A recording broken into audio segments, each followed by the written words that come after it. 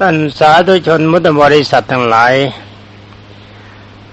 สำหรับวันนี้ก็คงจะพบกับท่านเรื่องพระมหาชนกในตอนที่พระพุทธเจ้าทรงบำเพ็ญความเพียรที่เรียกกันว่าวิริยะบารมีเสวยพระชาติเป็นพระมหาชนกในทศชาติหรือ10 ชาติตอนนั้นจบไปแล้วเรื่องพระมหาชนกตอนที่แล้วมาถูกนางมณีเมขลาอุ้มมาวางไว้ในสวนของพระราชาซึ่งเป็นเมืองเดิมคือเมืองมิถิลามหานครเป็นเมืองของพระราชบิดาตอนนี้ตามพระบาลีท่านกล่าวว่าขอย้อนกล่าวคือพระเจ้าโปลชนกกษัตริย์แห่งเมืองมิถิลาซึ่งเป็นพระเจ้าอาของพระมหาชนกเองพระองค์ทรงเสด็จสวรรคตมาได้7 วันแล้วพระองค์ไม่มีพระราชโอรสจะครองสืบราชสมบัติทรงมีแต่พระราชธิดาพระราชบิดามีนามว่าเจ้าหญิงศรีวลีเจ้าหญิงมีความเฉลียวฉลาดเฉียบแหลมมากในขณะที่พระเจ้าปุรชนกทรงประชวรหนักใกล้จะเสด็จสวรรคตอมาตย์ผู้ใหญ่ได้กราบทูลถามว่าขอเดชะใต้ฝ่าละอองธุลีพระบาทพระราชโอรสที่จะสืบพระราชสมบัติต่อพระองค์ต่อจากพระองค์ไม่มีเมื่อใต้ฝ่าละอองธุลีพระบาทเสด็จสวรรคตแล้วข้าพระพุทธเจ้าจะถวายราชสมบัติแก่ใครพระพุทธเจ้าข้าแม้จำนวนคนที่ก็แปลหนังสือนี่เก่งจริงๆไม่เหมือนหนังสือเล่มก่อนที่ฟังมาในตอนต้นเล่มนั้นห่วยจริงๆแล้วเอาอะไรตัวอะไรเข้ามาใส่ก็ไม่รู้แต่นี่ไม่ใช่นินทาเขามันหาบาลีไม่ได้ก็ต้องคว้าภาษาไทยมาว่าต่อมั่งเติมมั่งว่ากันไปเป็นอันว่าพระเจ้าโปลชนกจึงมีพระราชดำรัสตรัสว่าท่านทั้งหลายจงมอบราชสมบัติแก่ผู้ที่มีความสามารถดังต่อไปนี้แม่นี้ต้องเชื่อน้ำพระทัยของพระองค์ว่าพระองค์เป็นคนดีจริงๆแต่ว่าที่ต้องขบฏกับพระเจ้าพี่แก่พระเจ้าพี่ก็เพราะว่าพระเจ้าพี่ไปเชื่อคนเดียวนี่บาลีเขาว่าเชื่อคนเดียวหนังสือเล่มที่อ่านผ่านไปที่โยนทิ้งไปแล้วเข้าตะกร้าไปแล้วแกบอกหมู่อมาตย์ทั้งหลายเป็นอันว่าไอ้เท่าสารพัดพิษคนนั้นมายุแยงแต่แข็งแสะแหมหูคนนี่ถ้าแย่บ่อยๆก็ไม่ไหวหมายเรื่องเจ้าเท่าสารพัดพิษนี่นะว่าไอ้คนยุแยงแต่แข็งแสะนี่เขาเรียกว่าเท่าสารพัดพิษหมายความมันมีพิษทุกอย่างสามารถทำให้พี่กับน้องที่มีความรักกันแต่ความสามัคคียุยงส่งเสริมหาว่าคนดีเป็นคนชั่วอย่างนี้เขาเรียกว่าเจ้าเท่าสารพัดพิษมันเป็นอำมาตย์แก่ๆแต่ว่ายังมีความปรารถนาความยิ่งใหญ่ในแผ่นดินเขาอย่างนั้นนะขอประทานอภัยถ้ามีใครปฏิบัติอย่างนั้นจริงๆแล้วก็อย่ามาโกรธกันนะนี่ว่ากันตามเรื่องราวของหนังสือเรื่องชาดกท่านบอกว่าจะต้องอาศัยคนที่มีความสามารถตามนี้คือ1สามารถทำให้เจ้าหญิงศรีวลีพระราชธิดาของพระองค์ทรงยินดีได้หมายความว่าคนนั้นจะต้องเป็นคนดีเพราะลูกสาวของท่านเป็นคนฉลาดถ้าลูกสาวของท่านพอใจให้เป็นพระเจ้าแผ่นดินได้นี่เป็นข้อที่1ข้อที่2มีความสามารถรู้หัวนอนบัลลังก์สี่เหลี่ยมนี้ได้ไอ้บัลลังก์นั้นมันมีสี่เหลี่ยมจะเอาหัวไปทางไหนก็ได้แต่ว่าหัวนอนจริงๆมันมีอยู่เวลานอนจะต้องหันไปทางทิศนั้นฉะนั้นคนที่มีความฉลาดจะต้องรู้นี่เป็นข้อที่2ข้อที่3มีความสามารถยกธนูซึ่งมีน้ำหนักต้องใช้คน1,000 คนจึงจะพึงยกขึ้นได้แม่อีตรงนี้ถ้าก็จะไม่เอาฮะข้อ1ข้อ2นี่เห็นท่าจะไม่เกินความสามารถแ แต่ข้อ3นี่ให้เอาไม่เอาแน่เวลานี้ยกบาทไม่เคยไหวนี่ข้อที่4สามารถจะนำขุมทรัพย์ใหญ่13แห่งออกมาให้ได้ถ้าหากมีผู้มีความสามารถดังกล่าวมาแล้วขอท่านนั้นหลายจงมอบราชสมบัติให้แก่เขาเถิดโอ้โหแม่นี่จะตายยังมีสติสัมปชัญญะดีขอโทษเทิดทูนความดีของท่านเพราะว่าท่านเป็นคนดีมาก่อนสำหรับอมาตย์จึงได้กราบทูลว่าขอเดชะขอใต้ฝ่าละอองธุลีพระบาทโปรดตรัสบอกปัญหาคุ้มทรัพย์13แห่งให้แก่ข้าพระพุทธเจ้าได้ก่อนเถิดพระเจ้าค่ะเมื่อนี้ใกล้จะตายร่อแร่เต็มทีนะยังคุยกันได้ขนาดนี้เก่งมากสำหรับพระราชาปุรชนกจึงได้ตรัสบอกว่าคุ้มทรัพย์13แห่งนั้นเราขอบอกปริศนาแบบนี้สมัยก่อนเนี่ยเขาทรัพย์ฝังไว้ที่ไหนเขาก็บอกปริศนากันยังมีเรื่องอยู่เรื่องหนึ่งเขาแทรกนิดหนึ่งคือที่วัดน้อยจังหวัดสุพรรณบุรีในเขตมีเขตอำเภอบางประมาท่านกล่าวมีปัญหาว่าตำบลวัดน้อยมีไก่ต้อยอยู่2 ตัวน้องสาวมีผัวพี่สาวเพิ่งสอนย่างถ้าใครคิดได้ไปขุดตรงจุดนั้นได้ทรัพย์ก็บังเอิญที่วัดน้อยนั้นมีโบสถ์กับวิหารแล้วก็มีต้นมะขามอยู่2 ต้นต้นมะขามต้นใหญ่ไม่เคยมีฝักเลยต้นย่อมกว่ามีฝักคนก็คิดว่าไก่ต้อย2 ตัวน้องสาวมีผัวพี่สาวเพิ่งสอนย่างก็หมายถึงว่าพี่สาวไม่มีลูกก็คงจะคิดว่าต้นมะขามต้นใหญ่ก็ไปขุดกัน2 ต้นไม่มีใครได้นี่ลุงก็อาตมาเองเป็นคนชอบคิดปัญหาแบบนี้ท่านก็คิดไปคิดมาต้องคิดว่าพี่สาวมีน้องสาวมีผัวพี่สาวเพิ่งสอนย่างต้องหมายความวิหารนี่นะเกิดก่อนเขาสร้างก่อนแล้วยังโบสถ์สร้างโบสถ์ทีหลังเพราะวิหารเนี่ยไม่มีการคลอดโบสถ์มีการคลอดคือพระเขาสร้างพระกันในโบสถ์เวลาพระจะบวชนี่ตามธรรมดาการคิดปัญหาแบบนี้นี่เขาคิดได้เขาต้องไปคนเดียวสำหรับคุณลุงท่านจะไปคนเดียวท่านก็กลัวผีและกลัวคนตีตาย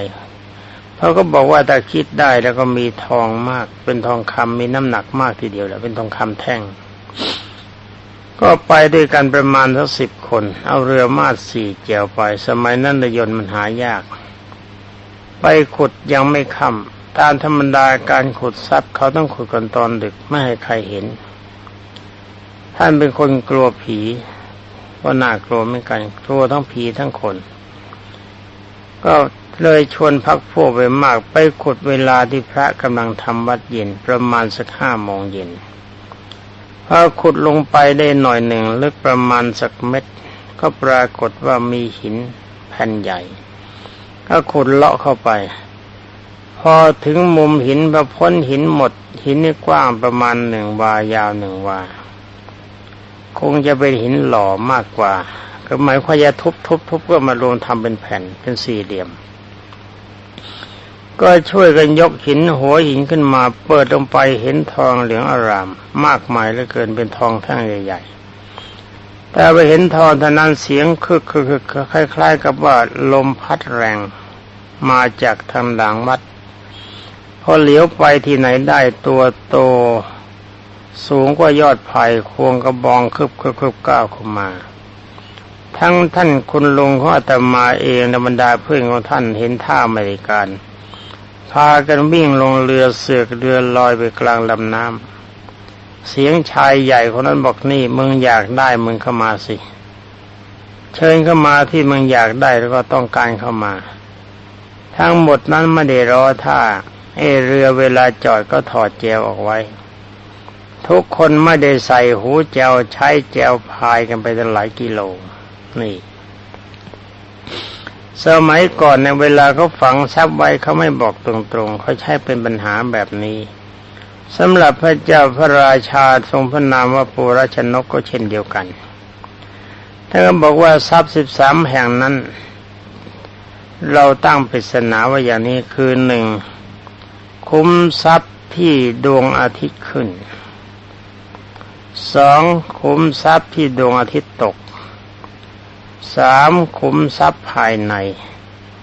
4คุ้มทรัพย์ภายนอก5คุ้มทรัพย์ที่ไม่ใช่ภายในและไม่ใช่ภายนอก6คุ้มทรัพย์ขาขึ้น7คุ้มทรัพย์ขาลงหมายว่ากันเยอะใช่นะนี่ว่ากันเยอะแยะเชียวประเดี๋ยวขอพลิกหนังสือหน่อย8คุ้มทรัพย์ที่ไม่รังทั้ง4 9คุ้มทรัพย์ที่1โยชน์โดยรอบ10คุ้มทรัพย์ที่ปลายงาทั้ง2 11คุ้มทรัพย์ที่ปลายหาง12คุ้มทรัพย์ที่น้ำ13คุ้มทรัพย์ที่ปลายไม้ถ้าอย่างนี้ถ้าอย่างอาตมาแล้วก็เห็นจะไม่ได้แม่ศรีวลีคนนี้ไม่มีทางไปโดนไปหาข้อต้นเขาไม่เป็นไรข้อ1ข้อ2ข้อ4ข้อ1ข้อ2ไม่เป็นไรโดนข้อ4ข้อ1ข้อ2ข้อ4พอได้นะข้อ3ไม่ไหวแล้วยกธนูมันโดนคุมทรัพย์เขาอีกพังเลยคนนี้ไม่มีทางได้แน่ถ้าฉลาดอย่างนั้นก็เป็นพระเจ้าแผ่นดินซะนานแล้วนี่ที่เขาไม่ให้เป็นกษัตริย์ก็เพราะโง่เง่าเต่าตุนอยู่แบบนี้จึงเป็นกษัตริย์ไม่ได้แต่ก็อย่าลืมนะว่าคนที่จะเป็นกษัตริย์ได้เขาต้องทำบุญมาเพื่อความเป็นกษัตริย์ไม่ใช่ใครๆอยากเป็นกษัตริย์ก็เป็นได้จะเป็นนึกเข้าเป็นเอาว่าเล่าเรื่องกันต่อไปเมื่อพระเจ้าปุราชนกทรงตรัสบอกคุมทรัพย์13แห่ง13แห่งแล้วเมื่อบอกปริศนาเสร็จพระองค์ก็เสด็จสวรรคตทันทีแหมพอดิบพอดีใช่นะบรรดาอมาตย์ทั้งหลายก็จัดการถวายพระเพลิงพระศพเรียบร้อยสมพระเกียรติทุกประการแม้รีบเผาจริงๆตายไปเพียงไม่ถึง7 วันรีบเผาและพระราชาสมัยนั้นนะหลังจากที่พระเจ้าปุราชนกพระองค์ทรงเสด็จสวรรคตครบ7 วันเราอมาตย์มาปรึกษากันถึงเรื่องที่พระราชาทรงตรัสไว้ว่าให้มอบราชสมบัติแก่ผู้ที่มีความสามารถทำให้พระราชินีดาทรงพอพระทัยจึงปรึกษาตกลงกันว่าเห็นแต่ท่านมหาเสนาบดีเท่านั้นที่จะทำให้พระนางพอพระทัยได้ถ้ามหาเสนาบดีนี่น่ากลัวจะแก่แล้วเย่พอๆกับพระราชานั่นแหละ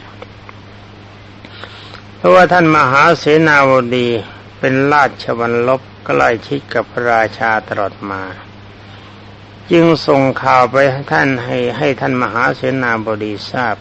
เขาคิดว่าเจ้าหญิงอยู่ใกล้ชิดราชวัลลบคนรับใช้ใกล้อาจจะมีความเสน่หากันก็ได้ท่านมหาเสนาบดีพอได้ทราบข่าวเช่นนั้นก็แสนที่จะดีใจนึกว่าคราวนี้เราคงจะได้เป็นกษัตริย์ครองแผ่นดินคราวนี้แน่แม้ตั้งใจไว้นานแล้วนี่นะพออยู่ใกล้พระราชาเห็นพระราชาทำอะไรก็จำได้ทุกอย่างดีไม่ดีก็นึกว่าแบบนี้กูก็เป็นได้เรื่องพระเจ้าแผ่นดินนี่มันเรื่องเล็กๆนั่งสั่งเท่านั้นไม่ต้องทำอะไรแต่ไปโดนอย่างราชการที่9เขาหมดกำลังใจไม่กันเคยเห็นพระองค์ลำบากคิดครุ่นคิดแต่ห่วงใยความเป็นสุขความทุกข์ของแก่ประชาชนครั้งหนึ่งเมื่อวันที่มีนาคมนะวันที่มีนาคม2521ได้มีโอกาสไปเฝ้าท่านที่ภูพิงพระราชนิเวศเห็นพระพักตร์เครียดแสดงท่าทางอ่อนเพลียมากแต่ก็ทรงเสด็จเยี่ยมเยียนราษฎรทุกวันแนะนำความเป็นอยู่พ พอพบเข้าพระองค์ก็ทรงตรัสว่าเวลานี้ไม่ไหวครับจิตใจมันฟุ้งซ่านเหลือเกินมาอยู่ที่เหนือนี่ยังไปวางแผนเพื่อการเกษตรภาคกลางหม่อมเจ้าพิสันเดชท่านทรงตรัสต่อไปว่าไม่ใช่แต่ภาคกลางแห่งเดียวนะครับภาคเหนือด้วยแล้วก็ภาคอีสานด้วยเห็นเข้าก็นึกในใจว่านี่ถ้าใครเขาไม่จ้างเราเป็นพระเจ้าแผ่นดินวันละ10 ล้านเนี่ยไม่เป็นแน่ไม่เอาไม่ไหวเพราะว่าท่านมีน้ำพระทัยห่วงใยแต่ประชาชนส่วนพระองค์เองเนี่ยไม่ค่อยได้ห่วงเนี่ยรู้สึกว่าจะได้บรรทมก็ประมาณตี 2 ตี 3วันทั้งวันก็เหน็ดเหนื่อยทั้งวันกลางคืนก็มีการรับแขกก็มีการเซ็นหนังสือทำอะไรตัวอะไรวางแผนต่างๆโอ้ถ้าอย่างคนพูดนี่ตายนานแล้วไม่เอาว่ากันต่อไปเป็นว่าท่านมหาเสนาบดีดีใจว่าคราวนี้อาจจะได้พระนางพระราชธิดามาเป็นภรรยาเสียด้วยนึกว่าช่วยตัวเองเป็นกษัตริย์คราวนี้ได้แน่จึงได้แต่งตัวซะอย่างโออาเก๋กาเข้าไปในพระราชวังสงสัยว่าใช้ผมรงรังหรือหวีผมเรียบนี่ไม่แน่ใจนะอาจจะเป็นผมแบบประเภทโยลุงรังอย่างหางกระรอกหรือหางหมาจูก็ได้ที่ยังไงก็ไม่ทราบสมัยนั้นเขาไว้ผมยังไงไม่รู้เกิดไม่ทันเมื่อเข้าไปในพระราชวังให้คนติดตามเข้าไปกราบทูลนั่นแน่เอาเข้าไปแล้วปะจึงใช้ให้คนที่ติดตามเข้าไปกราบทูลพระนางศรีวรีพระราชธิดาให้ทรงทราบถึงเหตุที่ตนมาคิดว่าคณิหวานแล้วไม่มีใครนี่ลูกชายไม่มีแต่คนทั้งหลายเขาไม่มติว่าเราสมควรคราวนี้ได้ทั้ง2อย่างใช้กระสุนนัดเดียวเป็นพระราชาด้วยได้พระราชธิดาเป็นมเหสีด้วยแล้วพระนางศรีวรีก็แสนจะสวยแม่เขานี่เหมาะลาภเกิดนึกในใจว่าราชรสเกิดซะแล้วสำหรับพระนางศรีวลีไม่ได้ทรงทราบว่ามหาเสนาบดีมาเพื่อจะให้ทรงเลือกพระนางจึงทรงทดลองดูเพื่อรู้ให้แน่ใจว่าท่านมหาเสนาบดีคนนี้จะคู่ควรกับสิริราชสมบัติหรือไม่เอาเขาแล้วสิไม่ยักรักง่ายๆฮะเกิดรักยากไม่ได้เห็นกับความปรารถนาในการเป็นสามีภรรยาจะเห็นว่าการคู่ควรกับราชสมบัติหมายความว่าการปกครองราชสมบัติเป็นราชาเนี่ยหมายถึงการครองแผ่นดินทั้งแผ่นดินต้องให้คนทั้งแผ่นดินมีสุขไม่ใช่จะมาคิดกอบโกยลูกแม่ต่อไปเราจะเป็นคนเสมอกันไม่มีใครรวยไม่มีใครจนอยู่อย่างประเทศลาวประเทศเขมรไอ้คนที่เป็นครองเมืองน่ะมันเก็บสมบัติพระสถานอย่างกับนายอะไรแห่งลาวน่ะอยากจะได้ใครเป็นเมียมันก็ดึงเอามาตามชอบใจไม่ไปขัดขืนมันก็ไม่ได้อยากจะได้ทรัพย์สินอะไรมันก็ใช้กันตามสบายแต่ว่าบรรดาประชาชนทั้งหลายต้องเป็นทาสเขาทำเท่าไรให้แต่เขาแต่ผู้เดียวนี่การครองสมบัติเขาไม่ทำกันอย่างนั้นเขาต้องทำให้คนทุกคนมีความสุขไม่มีความสุขแต่ผู้ครอบครองถ้าคนทุกคนมีความสุขพระราชาก็มีความสุขถ้าหากว่าบรรดาประชาชนมีความทุกข์พระราชาก็หาความสุขไม่ได้เหมือนกับรัชกาลที่9พระองค์ยังไม่มีความสุขใจเลยห่วงแต่บรรดาประชาราษฎรทุกอย่างไอ้ที่พูดอย่างนี้ไม่ใช่โฆษณาพระเจ้าแผ่นดินแล้วก็ไม่ใช่ไปฟังแต่รับสั่งของพระองค์เท่านั้นสังเกตการมานานแล้วตั้งแต่ยังไม่เคยพบกับพระองค์พยายามดูจริยามาทุกอย่างการเคลื่อนไหวตั้งแต่เริ่มรับราชสมบัติเห็นพระองค์เที่ยวไปโน่นไปนี่ไม่ได้มองดูว่าพระองค์เองน่ะจะลำบากสักขนาดไหนขออย่างเดียวให้บรรดาประชาราษฎรทั้งหลายมีความสุขเป็นที่พอใจนี่เขาต้องทำกันอย่างนี้ ไม่ใช่อยู่ดีๆก็จะมานั่งเมืองทำผมยุ่งร้องเปล่าทำท่าเหมือนไอ้ทาสที่ไหนนี่ดีไม่ดีไม่ช้ามันก็มาเตะตายถ้าพูดแบบนี้เอาเขาจะมาฆ่ามันก็ตายไม่ฆ่าก็ตายมีปากก็พูดมันไปจนกว่าจะตายเพราะยังดีพูดไว้ถึงไม่ตายแล้วเสียงยังอยู่ไม่เป็นไรพระนางเห็นว่าเสนาบดีนี่ควรหรือไม่ควรก็ได้สมบัติจึงทรงรับสั่งให้ไปบอกเสนาบดีให้รีบเข้ามาเร็วๆวิ่งมาถ้าวิ่งมันได้ก็ยิ่งดีนะมาเร็วๆจ้ะวิ่งจีนได้ยิ่งชอบนี่โดนสอบเข้าแล้วสิบุคคลที่ไม่งามคือหนึ่งพระราชาสองพระสามสตรีสาวถ้าวิ่งแล้วมันไม่งามในเรื่องนางวิสาขานะแต่นี่ท่านก็บอกว่าขอให้เสนาบดีมาเร็วๆถ้าวิ่งมาเร็วๆได้เท่าไหร่ยิ่งดีเราชอบคนเร็วท่านมหาเสนาบดีไม่ได้รับอนุญาตก็ปฏิบัติตามพระราชประสงค์ของพระนางทันทีเพื่อหวังจะทรงโปรดปรานขัดเขมรกระโจงกระเบนแน่เอาให้มันแล้วก็วิ่งจีพรึบตรงเข้าไปเฝ้าพระนางเสร็จสอบตกพอเข้าไปใกล้พอหยุดก็หายใจแหกเหนื่อยตรงหน้าพระพักตร์ของพระนางพระราชธิดาทรงทดลองต่อไปว่าจะต้องการทดลองต่อไปนี่สอบตกเป็นหนึ่งแล้วนะข้อหนึ่งตกแหงไม่มีทางแบบนี้กษัตริย์วิ่งใช้ไม่ได้ผู้หญิงสาววิ่งไม่งามพระวิ่งไม่สวยไม่สำรวมเสร็จเหมือนกับใครเล่า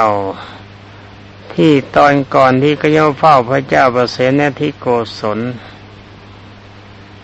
เวลาที่พ่อเขาตายเวลามาเขาโดดข้ามนนโดดข้ามนี่พอพระราชาแต่งตั้งเขาเป็นมหาเศรษฐีเขาเดินไปเฉยๆได้เปรียบนี่จริยาของคนดีเขาเป็นอย่างนี้คนมีวาสนาบารมีต้องเป็นคนฉลาดมีลีลามีมัญญาติดีไม่ใช่ร้องเป้าทำกลางถนนหนทางด่าคนนั้นว่าคนนี้ไอ้คนด่าคนน่ะมันไม่ใช่คนดีได้คนพูดเนี่ยด่าเขาหรือเปล่าเนี่ยน่ากลัวจะบ้องเหมือนกันนะคนพูดนี่เป็นอันว่าพระราชธิดาจะทดลองต่อไปจึงรับสั่งว่าท่านอัครมหาเสนาบดีท่านจงรีบเดินไปตามพื้นตำหนักให้ถึงท้องพระโรงโดยไวเสร็จสอบตกอีกฮีตานี่แกเมามันสองอย่างเมาสมบัติเมาความเป็นใหญ่เมาอยากจะได้เมียเป็นเจ้านายเมื่อท่านเสนาบดีได้รับสั่งแล้วเสนาบดีก็รีบเดินไปตามรับสั่งให้คนไปบอกว่าให้รีบเดินกลับมาอีกอ้าวท่านสั่งใหม่รีบเดินไปแล้วก็สั่งบอกให้รีบเดินมาท่านมหาเสนาบดีก็รีบเดินกลับมาตามรับสั่งพระราชธิดาก็ทรงเหยียดพระบาทออกได้ตรัสว่าท่านเสนาบดีกรุณานวดเท้าให้เราสักหน่อยเถอะแม่เอาอีกแล้วสอบหลายอย่างตกเราก็สอบตกแบบนี้ท่านเสนาบดีก็นั่งลงนวดเท้าให้พระราชธิดาแหมดีใจนะจับเท้าเจ้าลูกนายโอ้โหเนื้อคงนิ่มๆนะอย่างน้อยๆก็ชื่นใจได้จับหน่อยก็ยังดีแม้นวดเท้าเสียด้วยคนเย็นนวดนานหน่อยท่านเสนาบดีนั่งลงนวดเท้าพระราชธิดามีความกระหยิ่มยิ้มย่องคิดว่าพระราชธิดาคงจะทรงโปรดแน่ท่านใดนั่นเองพระราชธิดาก็ทรงพระถีบเขาให้ดิเอาคนแล้วแทนที่จะรับนวดดันถีบเสร็จแล้วเอาคนแล้วสอบตกท่านกล่าวว่าทันใดนั่นเองพระราชธิดาก็ถีบเข้าที่อกจนเสนาบดีล้มลงเลยก็รับสั่งกับพวกข้าหลวงทั้งหลายว่าพวกเจ้าจงจับคอเจ้าคนโง่ หาปัญญาไม่ได้นี้ออกไปแล้วก็ให้ทุบตีเสียด้วยดิให้สะสมนะทุบตีให้สะสมค่าที่มันไม่เกียมตัวเอาแล้วกันบอกแล้วบอกเราสอบตกหรือตกแบบน็อกเลยนะบรรดาผู้ฆ่าหลวงต่างๆก็พากันตรงเข้าจับคอท่านมหาเสนาบดีเสร็จแล้วสอบตกจับคอบ้างจับมือบ้างจับเท้าบ้างลากออกจากพระราชวังแล้วก็พากันทุบตีจนท่านมหาเสนาบดีบอบช้ำให้เวลา2 นาทีต่ออีกหน่อยท่านเสนาบดีเมื่อถูกทำเข้าอย่างนั้นก็แสนที่อายเดินโซซัดโซเซหน้าซีดออกมาเมื่อมีใครถามว่าท่านขอรับเป็นอย่างไรบ้างสำเร็จไหมขอรับท่านเสนาบดีก็บอกว่าสำเร็จอะไรกันล่ะพระคุณพระราชบิดาองค์นี้คงจะไม่ใช่มนุษย์แน่แล้วน่ากลัวคงจะเป็นนางยักษินีมาจากป่าผีดิบป่าชาผีดิบเราถูกทั้งเท้าทั้งเข่าทั้งศอกทั้งหมัดบอบช้ำกันไปหมดทั้งตัวไม่ไหวต่อไปหน่อยไหวไหมอาจจะไหวแล้วเวลานาทีครึ่งบรรดาบุคคลที่ถูกคัดเลือกเข้าไปให้พระราชินดาทรงทดลองความฉลาดเช่นขุนคลังก็ดีเศรษฐีก็ดีพนักงานเชิญเครื่องสูงก็ดีเจ้าพนักงานเชิญประแสงก็ดีแต่ละคนก็ถูกพระราชธิดาทดลองปัญญาบอกให้วิ่งบ้างบอกให้วิ่งก็วิ่งบอกให้เต้นก็เต้นบอกให้ร้องก็ร้องทำเป็นเหมือนคนบ้าจี้ก็ทำในที่สุดก็ถูกพระราชธิดาขับไล่ออกไปจากพระราชวังทั้งหมดเป็นอันว่าเมื่อเขาถูกไล่กันไปหมดแล้วก็จะพูดยังไงก็ไปเข้าไปหมดแล้วนี่ถ้ายังไงบรรดาท่านพุทธบริษัททั้งหลายสำหรับเรื่องพระมหาชนกนี่ยังอยู่ยาวหนังสือเล่มนี้ขอขอบคุณท่านผู้แปลแล้วก็แปลได้ดีมากเรียบเรียงได้ดีมากไม่ตัดทอนพระบาลีทิ้งเว้นไว้แต่หน้ากับหลังหวังว่าท่านผู้ทำคงจะมีอานิสงส์มากวันนี้มองดูเวลาก็หมดเสร็จแล้วในบรรดาท่านพุทธบริษัทแม้กำลังจะดีขอต่อวันหน้าสำหรับวันนี้ขอลาก่อนขอความสุขสวัสดิ์พิพัฒนมงคลสมบูรณ์ผลจงมีแด่บรรดาท่านพุทธศาสนิกชนผู้รับฟังทุกท่านสวัสดี